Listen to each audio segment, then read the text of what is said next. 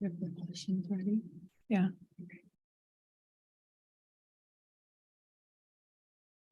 Hey,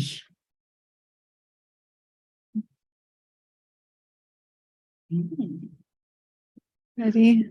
I don't think so after looking at those questions. yeah. Did she tell you I had a nightmare about it the night About the after this questions? podcast? No? Okay. What was your nightmare? Having a disagreement with you and Dr. Abbasi. The agreement is good. That's how No, people. I had a nightmare. Woke up in sweats. It's not fun.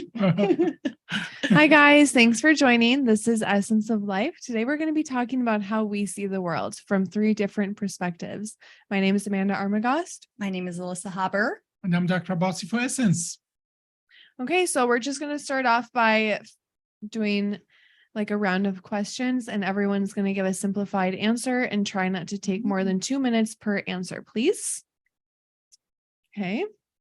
You ready? Got All that? right. Okay, so we're going to start with, how would you describe your outlook on life and what shapes your perspective? I guess we kind of jumped into this last time. I say that my outlook on life is definitely based more on kind of a realistic or realism type of outlook, whereas I see things pretty much as they are at face value for the most part. What shapes my perspective are my experiences, the people around me. The more you know you don't know. And Yeah. that is exactly what I think continues to shape me. I like that. I try and be kind of realistic with things, but I think I'm more of an optimist. I try and stay positive and try and find the light in things. I think that being happy is a choice. I know a lot of people won't agree with that, but you can choose to look at the negatives or you can choose to look at the positives. And every day I literally wake up and my first thought is always something positive. What shapes my perspective is I actually used to be really depressed and sad until I decided that that's wasting my own time. I don't really have enough things to be sad about. So I chose to stop focusing on those things and focus on things that make me happy. Beautiful. Except when your chicken don't give you enough eggs, then that makes you sad. Yeah, that's true. It makes me sad. Thank you. So, and I think for me is doing as much good as I can and grow professionally and personally. That I learn as much as I can and pass the knowledge, and that is for me the fundamental boundaries of how I set my life. Grow, get better, do as much good as I can. Absolutely. Yeah, I can see that in you. That brings me to my next question is, what values or principles do you hold the most dear and why? Oof. That's a tough That's one. a tough question. It's a really tough one. I'd like to think I have a very intense set of moral values I think you for do. myself. So I don't even think I could dive into that. I mean, I'm gonna just be cliche and do that, treat others as you'd like to be treated. It's always a good rule to go with, but I like to treat others more or better than I would like to be treated, or You do. excessively. It's not all about how I want to be treated. I would rather have other people feel better, however it is. Mm. I'm kind of in the back burner of my own life. That's how I kind of roll, but it's okay too sometimes. I'm working on the balance. Yeah, you are. You are working on that balance. I think that's a good way of describing you is I've heard the saying, treat people the way they earn to be treated or Mm. deserve to be treated. I don't think that you really follow that. No. A lot of people, even if they've earned your bad side, you give them your good side. Try. Thank you. Yeah, you do. For me, that's another tough question to answer because it's going to sound so cliche. And of course, if you ask someone who doesn't like me what my values or principles are, they're going to think that I have very different values than I think that I have. But similar to Alyssa, I like to try and see other people's perspectives as best that I can and treat them according to that. Yeah, I think you cannot talk about this without talking about cliches, Yeah. because cliches, they come from somewhere. Our moral compass is put in us through our upbringing, family, society, faith, and so on. And And those are things that the cliche are formed based upon as well. And yeah, I like what you said, Alyssa, that treat others better than you like Right. to be treated yourself. And I think I try, at least in my life, I treat the people what I think is the right way to treat them, independent of how they treat me. Correct. And not and that is that include as well, like that's cultural for us. Mm. What you think is now I have to find a balance. In my culture, we go to another extreme. We say, the guest always get the best part. You always, give them treat others better than you are expecting to be treated. And so it's something that comes to you as, like almost like a burden. And that sometimes it can be a burden that, when people do you wrong and you still turn the other cheek or Oh, sure. do something so you treat people better than they treat you. And that's sometimes people get the advantage of Mhm. one and so on and so forth. But you can't, I see in my life, I can see it as if they take advantage of me, but I'm not doing it for them. I'm doing it for myself. This Mhm. is who I am. This is me being true to myself. Yeah, okay, I gave you something and you never ever given me anything. Next time you need me, I still give you what I Mhm. can give you without truly expectation. And that is in a way, at least if you read the Rumi, the 1,000-year-old Persian poet, is about the meaning of love. Mm. One of his poems is, after all the years, sun still gives you warmth and never asks you anything for return. Mhm. This is true love.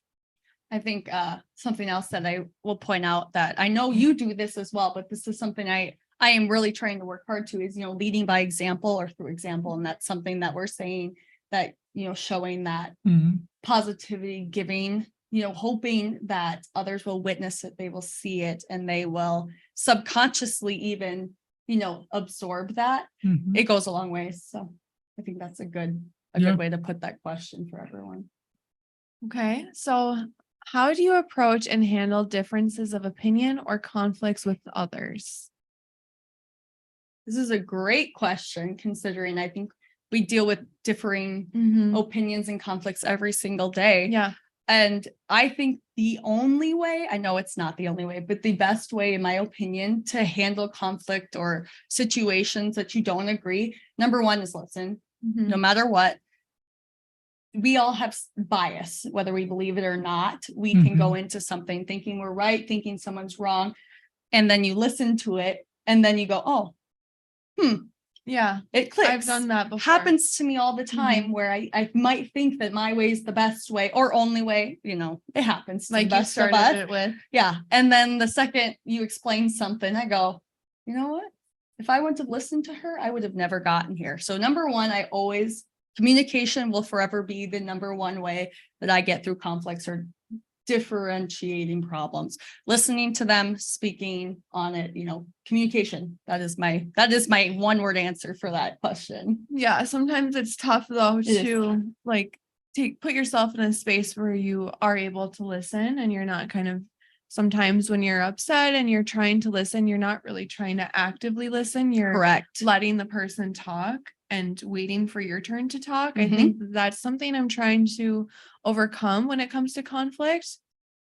For me, a lot of times when I'm in a conflict, I try to listen. I don't always successfully listen. And when that happens, then it's usually Not always successfully true, listen. though. it's It's hard. true. It's I hard get to- it. It's that too, actually, I as do a know matter of that.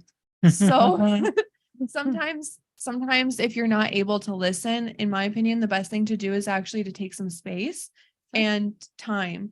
For me, if I'm really upset about something, a lot of times I actually need to distance myself and not address the situation until I've cooled down or I've like talked myself through it. Mhm. And then I'm usually a lot less upset and I'm more able to receive. Yeah, absolutely. Level-headedness Mhm. is, you don't get anywhere in an argument when two people are on 100. No, if you're fighting, you've both lost Yep. already. I'm going to approach it from two different directions, you know. There are certain things we consider fact. Yeah. Like sky is blue. If somebody come and argue with you, sky is red or green, right? Yeah. No. Are we willing to listen to that person? Are we, or how long are we willing to listen to that person who says sky is green? Yeah. And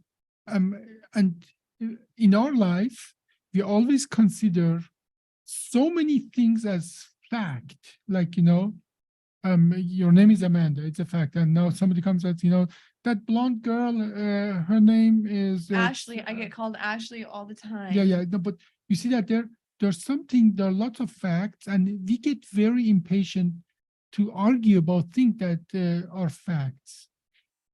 And that is exactly the problem. When you go down to what are really facts, and when you go down the rabbit hole, there are so few true facts. Almost everything ends up being an opinion at the end of the day. But if your life is like that, like such, 90% of the thing in your life is a fact, because you know little. Because when you know more, you know the sky can be red. When you know, you might have two names. That's Or what I said, the more you there's know, the another more girl. you know you don't know. Yeah.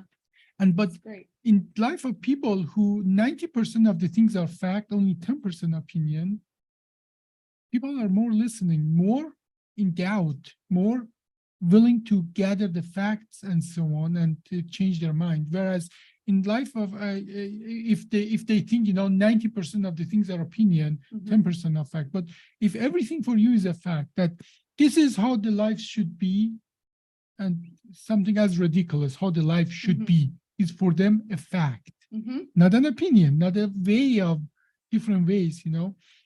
The fool know only one way of doing things, and that is always has been done that way. But the wise man knows there are 10 ways, and it's just most of the time truly opinion, which one fits in your life better. And there is as well another word, the word of wisdom that I remember, that says, the fools are so certain of everything, but the wise man or woman are so full of doubt and always questioning. And that has been as well proven to be a sociological fact, that there's so-called the Dunning-Kruger effect. Have you guys heard of that? We From mentioned you. it. Yeah, we have mentioned on this, right, that more you know what you don't know, and more you are, less you're confident about your ways. And when you know a little, you're so confident that your way is the only way, and that's when you don't listen. And if you listen, you're just pretending, waiting for your turn. Now, I had a very, very strict ideas about life. Like I was, you know, lots of things used to be wrong in my life, and they weren't wrong like for me, they were wrong for everybody. And now like sexual orientation and so on and so forth. I was very conservative, very firm about that. But more I grew, more I learned about the life. And one of the things, though, I learned to help me to focus on right and wrong, and that is a big word in people's life, and that's what it is. You know, if we are trying to, we have our rights, we have our wrongs, and somebody else has different rights and wrongs, and we discuss them most of the time, unfortunately, not to find out what right and wrong is to convince somebody else that their rights are wrong and their wrongs are right, and so on. We're trying to bring them in our domain of opinion. So that is, unfortunately, most of the time it happens. But once you get this truly wisdom, that basic, even physical thing, like, you know, green and I can go on and on and on here, you know, based on what the color that you see. Not even in our perception is the same. Something that I have color blindness. Okay, so Your green is very different than my green. Think that you see in one of those color charts that you see the number. I don't see it. You say it's 6, it's 6. I say, no, it is not. So even those basic physical facts, and once you start reading, knowing things, you discover how few, truly few things are in the whole universe that are fact. Almost, I would go up and say now 99.99999% of the things in the whole universe are opinion, Yeah. Yeah. and very little are facts. What I've noticed, and you had mentioned this, you said growing up, you hit a point where you start seeing the world, and then I've realized that, as we get older, that you have to make that conscious decision to change or to make yourself ask those questions, Yeah. ask why, develop that understanding. Mhm. Whereas I've noticed there's a lot of people that are okay with not questioning it, Mhm. like you had described. Like sometimes I'm learning new things every day. And the second I learn something new, I realize that there's a whole lineage behind it of stuff that I know nothing about. Mhm. And it can be overwhelming. And that is something that people get turned off of real quickly. Yeah. Yeah. Why change your thought process or how you live when all it's going to do is cause chaos or extra work for them, when it's easy to just keep living. Yeah. And it was sad to see some of my friends or some family members not necessarily grow the same way that I did. But I realized at some point a few years ago how conscious that decision has to be when it's easier to just continue Mhm. living. Yeah. So, I mean, that's where we start to see the change or the people, Yeah. as we get into adulthood, you can start to see the people that are open to learning and ones that are not. I see that all the time, and I have actually had the same thought process of you. Of it's a conscious decision to choose to understand other eyes. people, open your eyes.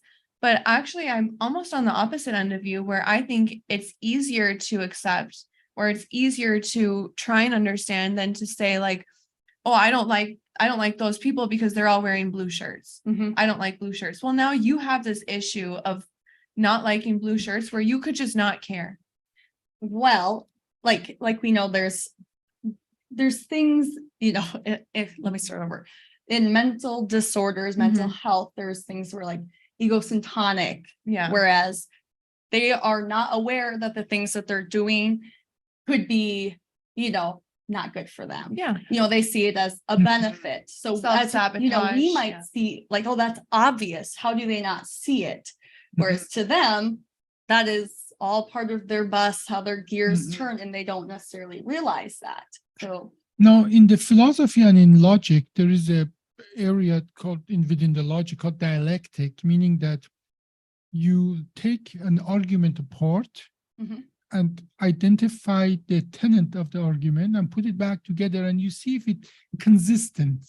Mhm. Let's say, like you have a machine, like you take a machine apart, and then you see these pieces, they just don't fit together. You don't have to look outside. Mhm. Like, you and I, we may have different opinion, and then I can do whatever I want to put on, try to enforce you my opinion, but that's really does nothing, usually does nothing. Mhm. But let's talk about only your opinion and your construct of way of thinking. Let's take it apart. Let's see if it's consistent. That is, so there are philosophical ways to get to the truth as close as we can get, because obviously everything is not senseless. If there was any talk, would be senseless. If everything was just opinion, then we could achieve nothing either. Mhm. Theoretically, we achieved the statistic kind of wrong, right and wrong. Well, a statistic right and wrong, it can be in one society, one group of people different than the others. Mhm. But I think there is a philosophical way as a society, even though everything is at the end of the day opinion, come to a conclusion that's acceptable for most of us. Yeah. That sometimes, it's a democracy, opinion of the majority, but that sometimes can go really wrong way. Like in 1937, most of the people who would have voted Hitler it wasn't an election, but they would have voted Mhm. by vast majority, and they would have done everything the same way. All the horrible thing and so on would have happened if it was an election in 1937. Okay, so democracy is not the only thing, but there's another way. See, if that thought process is consistent in itself, without looking into other, like, you can look at the Christianity or all the religion thing and say, killing people is wrong. Mhm. Okay, that is, we can agree on that, but you don't even need to go there to see that the Nazism and so on is wrong Mhm. by itself. So what do they wanted to have? They wanted to have a greatest nation on the planet. And they excluded the brightest mind from that, what they wanted to build, just because the background were Jewish. Mm. And that's why they lost. See, they wanted to have, they expand to new areas that they chose. For the expansion, they chose violence. Mm. And so that these are really, and it has consequences. See, they went to all these Baltic countries, and they were applauded as liberators because they hated the Soviets even more. But then when they were there, they treat them even worse than the Soviets. And then, so you see that there, you don't need to look beyond a construct, and everything, our thoughts are a construct. The institution that we put together is construct. You build a construct and you see if it's consistent in itself, or is it this is a word actually Abraham Lincoln said, that a house in fight, he used other words, a house in fight in itself cannot stand. And that's A more house, what? a house in fight with it in A itself house that's fighting with itself? cannot stand. That makes sense. No, yeah. but that is what the whole idea is, that we can use the lots of different, kind of. So I'm getting back at that. Yes, you listen to people, you talk to people, you try to see their point of view and so on. But at the end of the day, we have to act based on certain agreements, Mhm. Yep. and we can come to those agreements. Democracy is one of the way. Faith, morality is one of the way, but Mhm. they're not the only way. But there's a philosophical dialectic way of constructing thought processes and examining them if they can stand by themselves. Like, give me anything that we can be controversial here, but tell me anything that today in 2023 is a controversial issue. There's one that's going on in my neighborhood right now. It's No Mow May. So What is that? it's pretty controversial, actually. Environmentalists say you should not mow in May for a few reasons. Like the pollinators, they want the pollinators to be able to get those fresh flowers and stuff. A lot Mhm. of bees nest in like in where you would be mowing in those sticks and Mhm. stuff. So it's supposedly better for the environment to not mow during May. But then other people are upset because then the neighborhood looks a little bit outgrown. And some Mhm. people say the study was flawed. So that's pretty controversial right now in my neighborhood. A lot of people are fighting about it. Okay, well, one of the ways would be to look at the tenant in the places they have done that or not, and so on, to see what the results are. This is result oriented. But as well, going to people, this is the dialectic, if it's house stand in itself. Go and look at the house of those people who who say that, propagate that.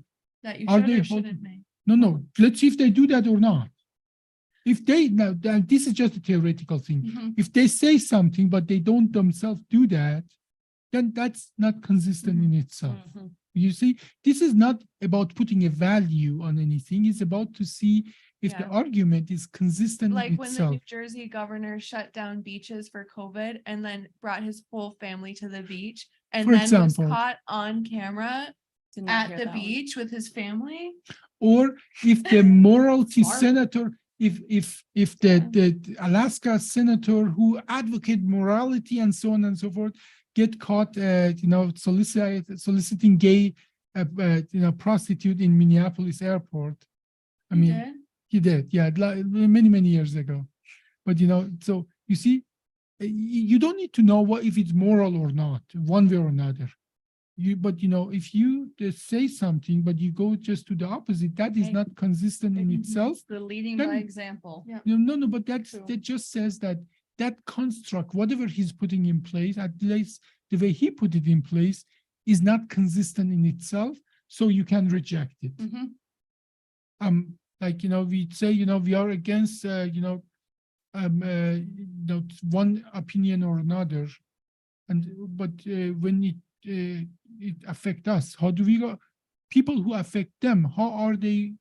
Are they living Mhm. by example, or are they just? No, They exactly. just don't want you have that. I 100% make a judgment on someone's character based on if they do what they say they're going to do, or they live up to how they describe themselves. Because as we've Mhm. realized, the most confident people sometimes have the most subconscious, Yeah. insecurities. But it is more and- complex than that. I'm sure. No, This well, is I'm going to ask you this example now.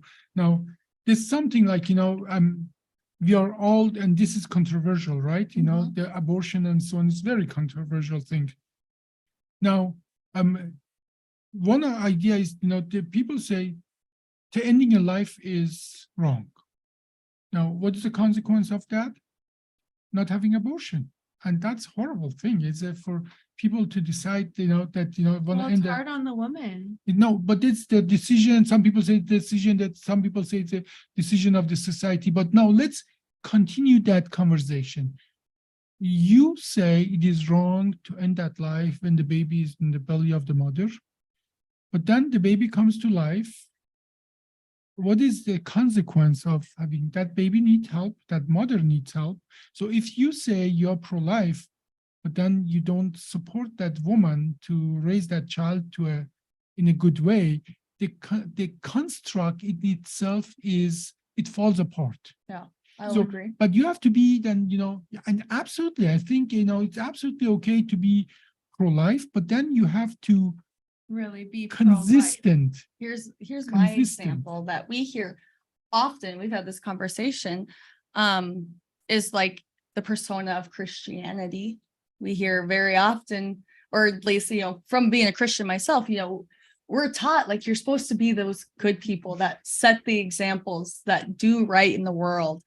And if they're following the rules, then good for them, and they should be showing that example. We all know that there are plenty of people out there Mhm. that may claim that religion or any religion and then do not abide by those religious No, but this is morals or values. Yeah, sure. It's very controversial and confusing, and Yeah. that's something that I can yeah. look on and see. You claim to follow these values, these sets of morals, and then Mhm. you go and do this set of things that don't apply. That can kind of show me, where your trust lies, where your head, your decision making. Yeah. Now, yes, it's a Okay, lot I- more I- deep than that. Okay, well, I just want to be clarify. I'm Sure. not trying to pass a moral judgment here. Mhm. What I'm trying to say, you built your entire life, your entire argument. It is about listening to people, Mhm. but then coming to a conclusion. It's about building a construct. Is that construct, thoughts process, is consistent in itself? Like you say, you're environmentalist, but then you spent $1 million to after Valdez, the oil spill. Oh, the oil spill. Yeah. Yep. So they had BP. it was another one. It was in Alaska where there were lots of oil on the beach and lots of animal. They got Washed up. no, they were live animals. They had Oh, oil on covered in themselves. oil, Dawn dish salt. I'd say No, those commercials. They spent like $30,000 to clean the animals. Okay, $30,000 per animal to clean them, and 98% of those animals died anyways. Hmm.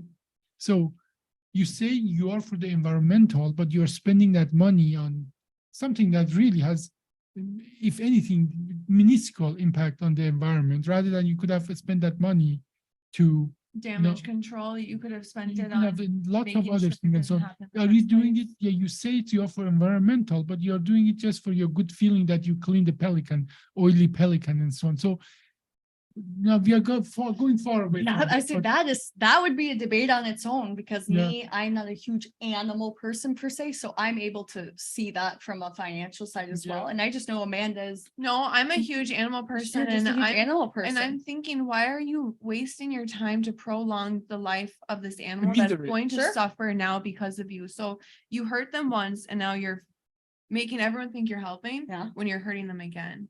No, So- but just looking at the argument itself. you know? Your So- actions need to match your argument is basically the point you're trying to make. Okay, I think we are almost there. I think are there any more questions you want to ask? No, I'm not really right now. I'm getting anxious to go and see my patient. Yeah.